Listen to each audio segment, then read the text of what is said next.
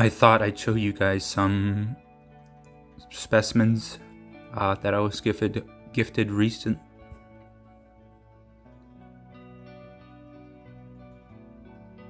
I thought I would show you guys some specimens I was gifted recently by a friend in Ottawa. He gifted me some stuff.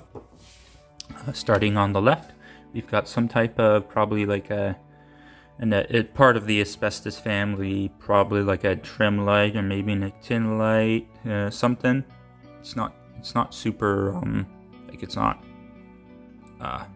shedding, so I don't think it's chrysotile. Or if it is chrysotile, it's quite compact and solid. Not really a risk. Got the smoky quartz specimen. This comes from Quebec, a secret spot in Quebec that he has permission to collect on. He gave me some local cherts because I'm also interested in Native American history, and he shares some interest in it too.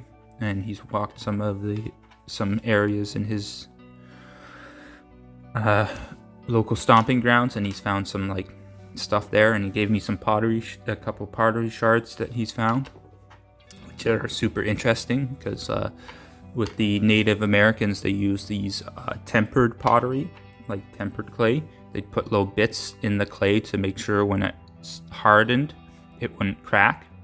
And in the local Ottawa area, they use feldspar, which is not a common material, or not, from what I understand, a common material. Usually they use like shell or chert, like little bits of chert to temper it.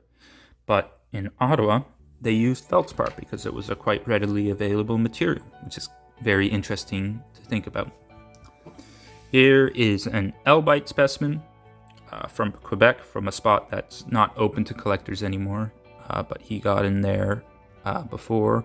And actually, now that I noticed it, because he pointed it out to me on some other specimens, it's got this purple stuff here is fluorite, which is pretty cool. I wonder if I took my camera to it, if there would be tiny fluorite crystals. But you can see this is a multicolored cross section of tourmaline. There's some pinks and greens and like kind of darker blacky greens. So that's pretty cool. I've never been to this site. I hope one day that site opens up again. This is graphite, calcite with graphite in it, like sheets of graphite, basically like compact graphite crystal sheets, which is really cool. I believe that's from a location near Grenville, Quebec. And then another Madoc fluorite specimen, because I'm a sucker for fluorites. It's just a small one. I think I could trim it and then just get a tiny little thumbnail specimen of a plate of barite with some nice little green fluorites. But yeah, these are I thought I'd just do a quick video to show you guys some additions to my collection. Some gifts I got from a friend up in Ottawa, which I'm very thankful that he gifted me these. I just love adding cool new things to my collection and kind of growing it out and getting different Ontario and Canadian specimens in my collection. But that will bring us to the end of this video. I want to thank my friend for, first of all, gifting me these specimens and giving me the ability to show these off because of him gifting them to me. I thought I'd also show you guys some quartz and calcite finds recently from a spot I can't disclose. It's a secret spot, but I had good luck finding some nice calcites and quartzes with like hematite on them, as you can see. Some nice specimens. This one's really nice. You can see some of the calcite has some hematite staining because of the hematite.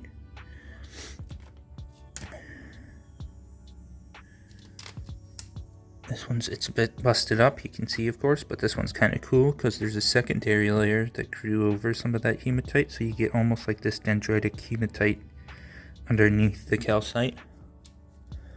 And then you just get some awesome quartz with hematite on it.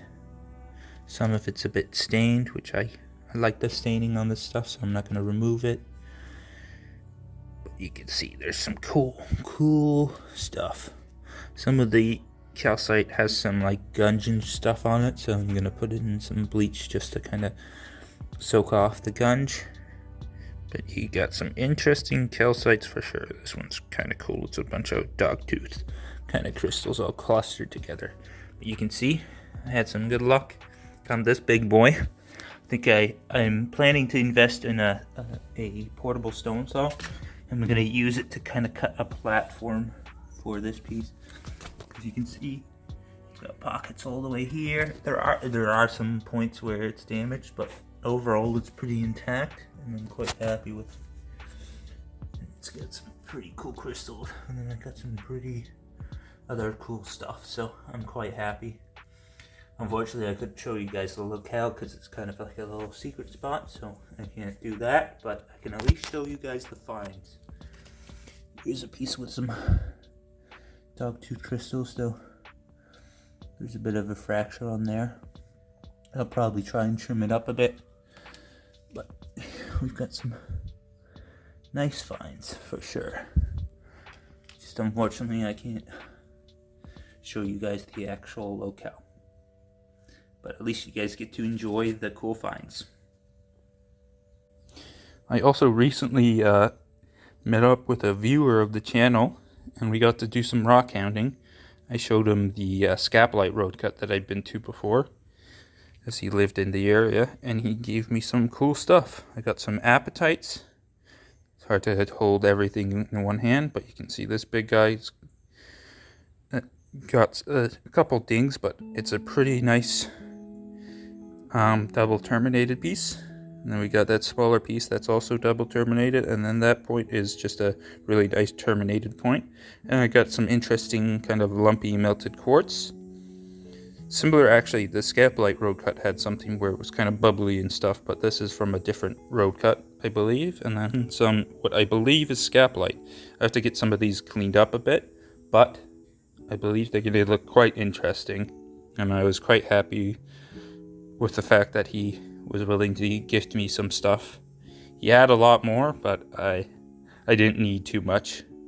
The rest I told him to give to other people who are interested in the hobby, because it's always good to give people who are interested some gifts and stuff to kind of get them their interests even more piqued and hopefully get them out there, because this hobby is such an awesome hobby, and I believe it shouldn't be gate kept.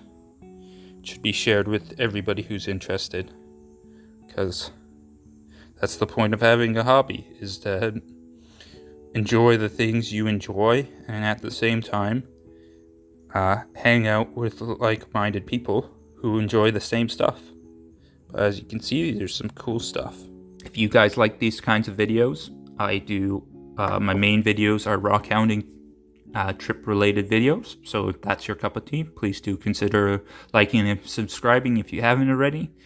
If you're already a subscriber, please just like, and also put in the comments below what you found the most interesting out of all of these specimens. And I will see you guys in the next video. Have a good day, guys.